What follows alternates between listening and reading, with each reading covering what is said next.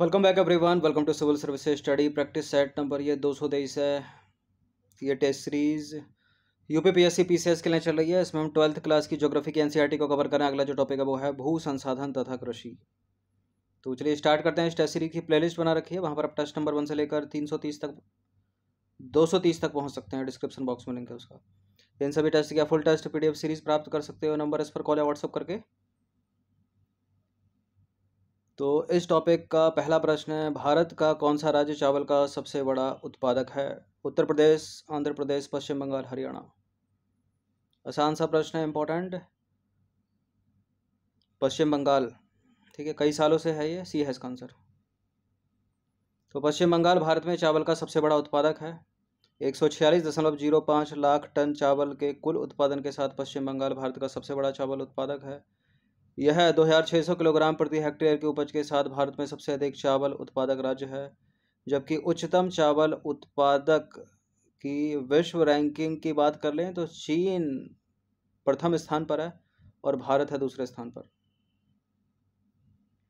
भारत में चावल उत्पादन की राज्यवार अगर रैंकिंग देखें तो प्रथम स्थान पर पश्चिम बंगाल, दूसरे स्थान पर उत्तर प्रदेश, तीसरा स्थान है आंध्र प्रदेश का, चौथा पंजाब और पांचवें पर है तमिलनाडु। क्वेश्चन नंबर 2 पर आ जाइए। निम्नलिखित में से भारतीय कृषि उत्पादन में कमी का कारण है। भारतीय कृषि उत्पादन में कमी का कारण कौन कौन है? इनमें वित्तीय संसाधनों की बाध्यताएं तथा ऋणग्रस्तता, व्यापक अल्प रोजगारी, भूमि सुधारों की कमी, ये सभी। भारत में कृषि उत्पादन में कमी का कारण है वित्तीय संसाधनों की बाध्यताएं तथा ऋणग्रस्तता, व्यापक अल्प रोजगारी, भूमि सुधारों की कमी। सारे के सारे यहाँ डी है इसका आंसर। तो भारतीय कृषि की समस्याएं निम्न हैं। एक तो निम्न उत्पादकता हो गई। अंतर्राष्ट्रीय स्तर की अपेक्षा भारत में फसलों की उत्पादकता कम है। भारत में अधिकतर फसलें जैसे कि चावल, गेहूं, कपास, तिलहन की प्रति हेक्टेयर पैदावार अमेरिका, रूस और जापान से कम है। वित्तीय संसाधनों की बाध्यताएं तथा ऋणग्रस्तता भी है।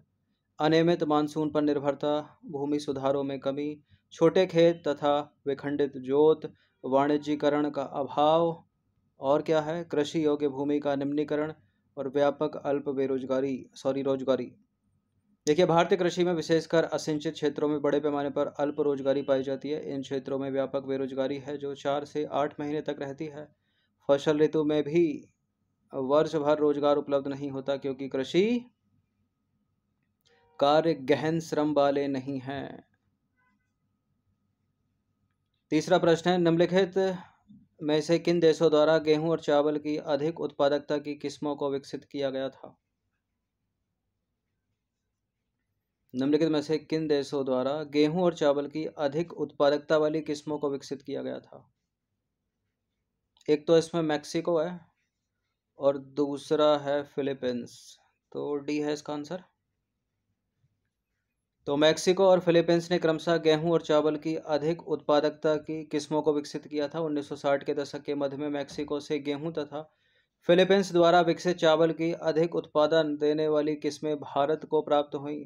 भारत ने इनका लाभ उठाया तथा पैकेज प्रौद्योगिकी के रूप में पंजाब, हरियाणा, पश्चिमी उत्तर प्रदेश, आंध्र प्रदेश, गुजरात के सिंचाई सुविधा वाले क्षेत्रों में रासायनिक खाद के साथ इन उच्च उत्पादकता किस्मों को अपनाया, यानी हाई यील्डिंग क्रॉप्स। लेकिन स्वास्थ्य के लिए तो हानिकारक है ये रासायनिक खाद। जैविक खाद होती। कृषि विकास की इस नीति ने खाद्यान्नों के उत्पादन में अभूतपूर्व वृद्धि हरित क्रांति के नाम से जानी जाती है, ग्रीन रेवोल्यूशन। क्वेश्चन नंबर 4 पर आ जाइए। निम्नलिखित कथनों पर विचार करेंगे। दो कथन है यहाँ पर, कौन सा इसमें सही होगा? भारत में प्रति व्यक्ति कृषि भूमि का अनुपात विश्व औसत से अधिक है। अधिक है या कम है? भारत का एक बड़ा भूभाग कृषि के अंतर्गत होने के बावजूद भूमि पर दबाव अधिक है। देखिए, पहला तो गलत है, दूसरा वाला सही है। कम है, अधिक नहीं है। तो कृषि जो है भारतीय अर्थव्यवस्था का एक महत्वपूर्ण अंग है। वर्तमान में 50% जनसंख्या कृषि कार्यों में लगी हुई है तथा 57% भूभाग पर कृषि की जाती है, खेती की जाती है, जबकि विश्व में कुल भूमि पर केवल 12% भूभाग पर कृषि की जाती है। यहाँ पर प्रति व्यक्ति कृषि भूमि का अनुपात केवल 31 हेक्टेयर प्रति व्यक्ति है, जो विश्व औसत 59 हेक्टेयर प्रति व्यक्ति से आधा है। तो गलत हो गया ना पहला स्टेटमेंट, तो अधिक नहीं है, कम है। क्वेश्चन नंबर 5 पर आ जाइए। निम्नलिखित में से कौन सा कथन सही है? केवल एक सही होगा, इन 4 में से 3 गलत होंगे। भारत में चाय की खेती 1880 में असम की ब्रह्मपुत्र घाटी से प्रारंभ हुई। चाय निर्यातक देशों में भारत प्रथम स्थान पर है। कॉफ़ी जो है वह उष्ण कटिबंधीय रोपण कृषि है। भारत में कॉफ़ी का सर्वाधिक उत्पादन करने वाला राज्य केरल है। एलिमिनेट करते चलें। भारत में कॉफ़ी का सर्वाधिक उत्पादन करने वाला राज्य कर्नाटक है। चाय निर्यातक देशों में चीन का प्रथम स्थान है, भारत का नहीं। दूसरा श्रीलंका का है, तीसरा है भारत का। और भारत में चाय की खेती 1880 नहीं बल्कि 1840 में असम की ब्रह्मपुत्र घाटी में प्रारंभ हुई थी। सही पूछ रहा, दूसरा सही है केवल। कॉफ़ी उष्ण कटिबंधीय रोपण कृषि है। तो भारत में कॉफ़ी का सर्वाधिक उत्पादन करने वाला राज्य है कर्नाटक, उसके बाद है केरल, फिर तीसरे पर तमिलनाडु। और विश्व में कॉफ़ी का उत्पादन की दृष्टि से देखें तो भारत का 7वां स्थान है, ब्राज़ील का पहला स्थान है। कॉफ़ी एक उष्ण कटिबंधीय रोपण कृषि है। इसके बीजों को भूनकर पीसा जाता है तथा एक पेय के रूप में प्रयोग किया जाता है। कॉफ़ी की कितनी किस्में? 3 किस्में, अरेबिका, रोबस्टा और लिबेरिका। भारत जो है वो उच्चतम किस्म की अरेबिका कॉफ़ी का उत्पादन करता है। चाय निर्यातक देशों में भारत का चीन और श्रीलंका के पश्चात तीसरा स्थान है। तो प्रथम पर चीन, दूसरे पर श्रीलंका। और भारत में चाय की खेती 1880 नहीं बल्कि 1840 में असम की ब्रह्मपुत्र घाटी में प्रारंभ हुई, जो आज भी देश का प्रमुख चाय उत्पादन क्षेत्र है। क्वेश्चन नंबर 6, निम्नलिखित में से कौन सा कथन गलत है? कपास का सर्वाधिक उत्पादन करने वाला राज्य उत्तर प्रदेश। जूट का 3/4 उत्पादन पश्चिम बंगाल राज्य करता है। भारत का कपास के उत्पादन में चीन, अमेरिका और तथा पाकिस्तान के पश्चात चौथा स्थान है।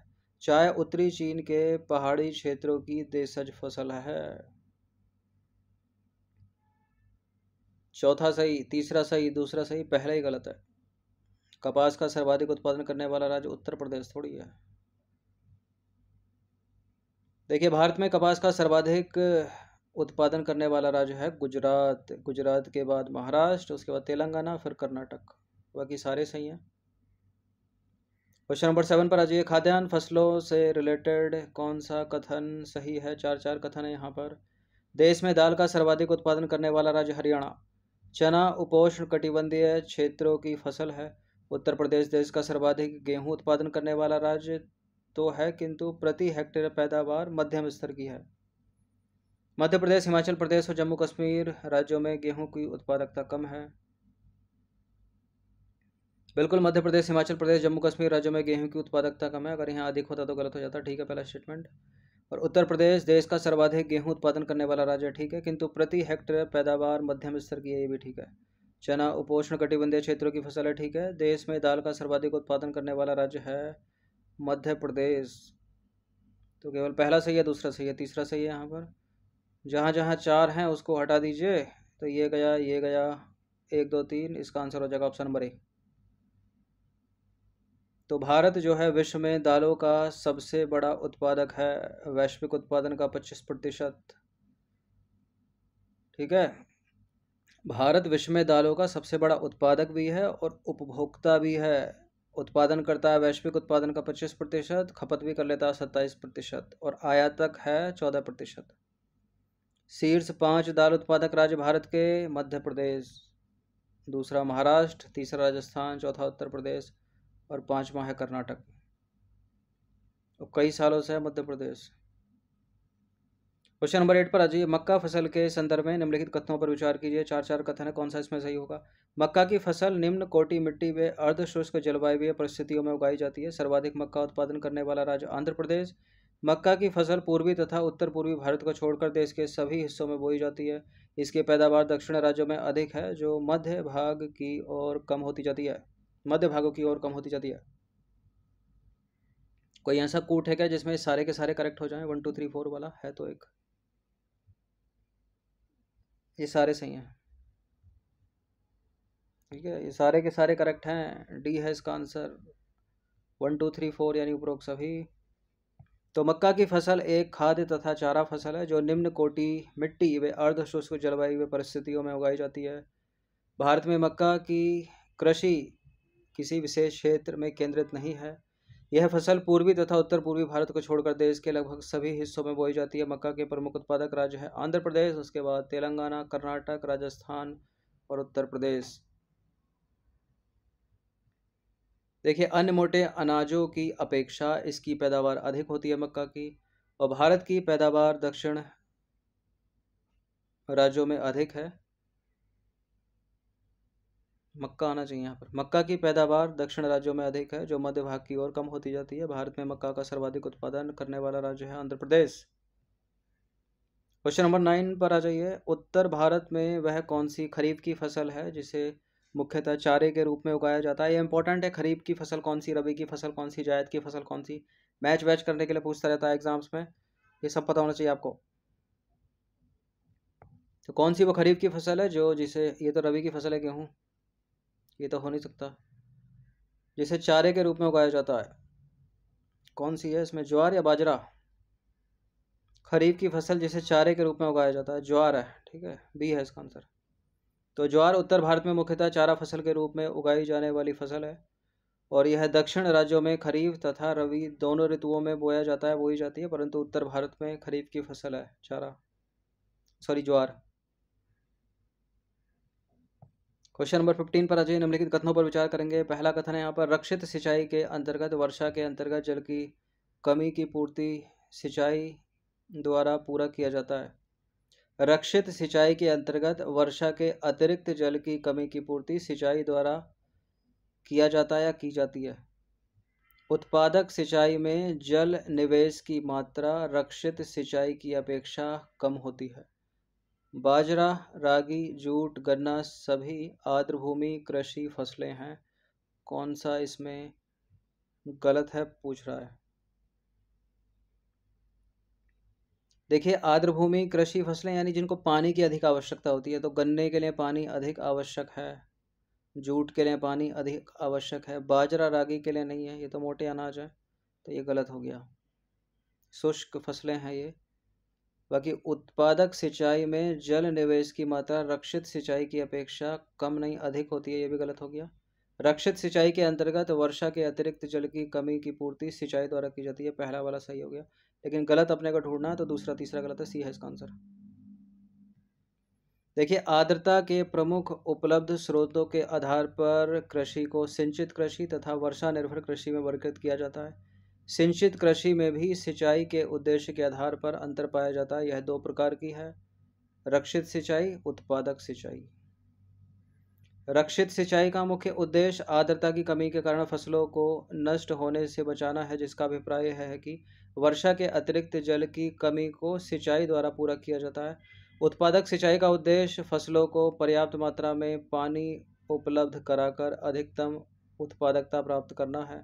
उत्पादक सिंचाई में जल निवेश की मात्रा रक्षित सिंचाई की अपेक्षा अधिक होती है, कम नहीं होती, तो गलत है दूसरा वाला स्टेटमेंट। दूसरे में था, किसमें था, दूसरे में था। बाकी आ जाइए, प्रमुख शुष्क भूमि कृषि फसलें, अलग अलग करिएगा इनको, और प्रमुख आर्द्र कृषि फसलें। आर्द्र यानी अत्यधिक मात्रा में आवश्यकता होती है पानी की, कौन कौन सी, जूट हो गई, एक तो गन्ना हो गई और चावल हो गई। और प्रमुख शुष्क भूमि कृषि फसलें रागी, बाजरा, मूंग, चना, ग्वार, ग्वार यानी चारा फसलें आदि उगाई जाती हैं। क्वेश्चन नंबर 11 है, निम्नलिखित में से भारत की प्रशासकीय इकाइयों के भौगोलिक क्षेत्र की सही जानकारी देने का दायित्व किस पर है। भू राजस्व विभाग, भारतीय सर्वेक्षण विभाग यानी सर्वे ऑफ इंडिया, ये दोनों का, इनमें से कोई नहीं। भारत की प्रशासकीय इकाइयों के भौगोलिक क्षेत्र की सही जानकारी देने का जो दायित्व है वो है भारतीय सर्वेक्षण विभाग पर, भी है इसका आंसर। तो एक तो ऊपर है पहले ऑप्शन में भू राजस्व विभाग। भू राजस्व विभाग भू उपयोग संबंधी आलेख रखता है, और भारतीय सर्वेक्षण विभाग भारत की प्रशासकीय इकाइयों के भौगोलिक क्षेत्र की सही जानकारी देने का दायित्व भारतीय सर्वेक्षण विभाग पर है, तो ऑप्शन नंबर बी करेक्ट है। ठीक है, भारतीय सर्वेक्षण विभाग तथा भू राजस्व विभाग में मूल अंतर यह है कि भू राजस्व द्वारा प्रस्तुत क्षेत्रफल पत्रों के अनुसार रिपोर्टिंग क्षेत्र पर आधारित है जो कि कम या ज़्यादा हो सकती है, जबकि कुल भौगोलिक क्षेत्र भारतीय सर्वेक्षण विभाग के सर्वेक्षण पर आधारित है तथा यह स्थायी है। क्वेश्चन नंबर 12 पर आ जाइए। निम्नलिखित फसलों में से कौन सी जायद ऋतु की फसलें हैं? जायद ऋतु की फसलें हैं होती हैं तरबूज, खरबूज, खीरा, ककड़ी, ये सब। तो तरबूज हो गया, खीरा हो गया, पहला दूसरा हो गया। चारा फसलें भी हैं इसमें, पहला दूसरा तीसरा। मक्का नहीं है, मक्का को एलिमिनेट करो जहाँ जहाँ मक्का है। चना नहीं है, चने को हटा दो, जहाँ जहाँ चार है वो भी नहीं होगा। तो 1 2 3 हो जाएगा इसका आंसर।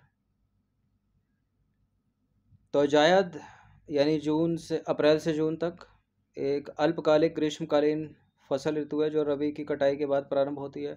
इस ऋतु में तरबूज, खरबूजा, खीरा, ककड़ी, सब्जियां व चारे की फसलों की कृषि सिंचित भूमि पर की जाती है और इस प्रकार की पृथक फसलें दक्षिण भारत में नहीं पाई जाती। क्वेश्चन नंबर 13 पर आ जाइए। निम्नलिखित फसलों में से कौन सी खरीफ की फसल नहीं है? अरहर खरीफ की फसल, जूट खरीफ की फसल, बाजरा खरीफ की फसल। सरसों नहीं है खरीफ की क्योंकि रबी की फसल है। तो खरीफ ऋतु की फसलें अधिकतर दक्षिण पश्चिमी मानसून यानी जून से सितंबर के साथ बोई जाती हैं, जिसमें उष्णकटिबंधीय फसलें सम्मिलित हैं जो इस प्रकार हैं। चावल, कपास, जूट, ज्वार, बाजरा, अरहर। सरसों रबी ऋतु की फसल है जो अक्टूबर से नवंबर में बोई जाती है। क्वेश्चन नंबर 14 है। निम्नलिखित में से कौन सा एक भूमि के कृषि कार्यों में प्रयुक्त क्षेत्र में वृद्धि दर अधिकतम होने का कारण नहीं है? भारतीय अर्थव्यवस्था की बदलती संरचना, गांव व शहरों में बस्तियों के अंतर्गत क्षेत्रफल में विस्तार, वर्षा की अनियमितता, ये सारे के सारे नहीं है पूछ रहा है। भारतीय अर्थव्यवस्था की बदलती संरचना ये है, गांव व शहरों में बस्तियों के अंतर्गत क्षेत्रफल में विस्तार, ये भी है। वर्षा की अनियमितता इसमें नहीं है, तो इसका आंसर क्या हो जाएगा? Option number C. देखिए, भूमि का गैर कृषि कार्यों में प्रयुक्त क्षेत्र में वृद्धि दर अधिकतम होने का कारण भारतीय अर्थव्यवस्था की बदलती संरचना तथा गांव व शहरों में बस्तियों के अंतर्गत क्षेत्रफल में विस्तार है। गैर कृषि कार्यों में प्रयुक्त भूमि का प्रसार कृषि योग्य परंतु व्यर्थ भूमि तथा कृषि भूमि की हानि पर हुआ है। वर्षा की अनियमितता का इससे कोई संबंध नहीं है, तो विकल्प सी करेक्ट है। 14 हो गए और ये अंतिम प्रश्न है इस टॉपिक से। 15 प्रश्न थे इसमें। निम्नलिखित कथनों पर विचार करेंगे। 3 कथन है, कौन सा इसमें सही होगा? जिस भूमि पर फसलें उगाई व काटी जाती हैं वह निवल बोया क्षेत्र कहलाता है। ग्राम पंचायत के स्वामित्व वाली भूमि को साझा संपत्ति संसाधन कहा जाता है। भूमि जो प्रचलित प्रौद्योगिकी मदद से कृषि योग्य बनाई जा सकती है वर्तमान पड़ती भूमि कहलाती है।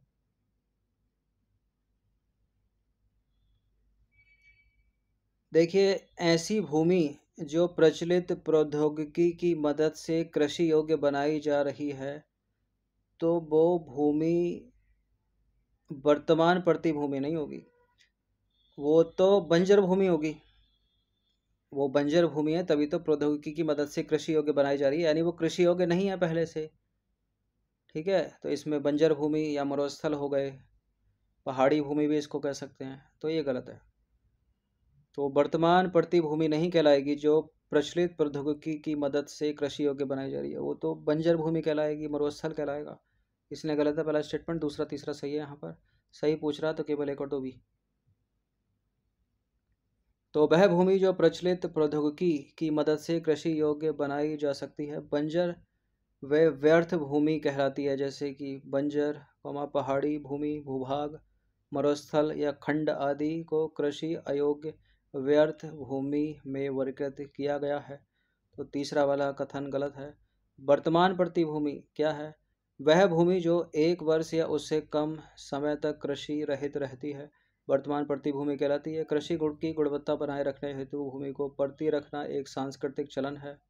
इस विधि से भूमि की क्षीण उर्वरकता व पौष्टिकता प्राकृतिक रूप से वापस आ जाती है। तो ये है वर्तमान पड़ती भूमि। ठीक है, वो जो है जो प्रचलित प्रौद्योगिकी की मदद से कृषि योग्य बनाई जा रही है वो बंजर भूमि या व्यर्थ भूमि है, मरुस्थल है। तो ये टॉपिक ख़त्म हो गया है। ये 15 प्रश्न इंपॉर्टेंट है, इनकी प्रैक्टिस 1 से 2 बार कर लीजिएगा। ये सीरीज़ इंपॉर्टेंट है उन लोगों के लिए जो एनसीईआरटी की किताबों को नहीं पढ़ते हैं, और हर स्टेट के पीसीएस के, ऐसा नहीं है केवल यूपीएससी या उत्तर प्रदेश पीसीएस के लिए। धन्यवाद।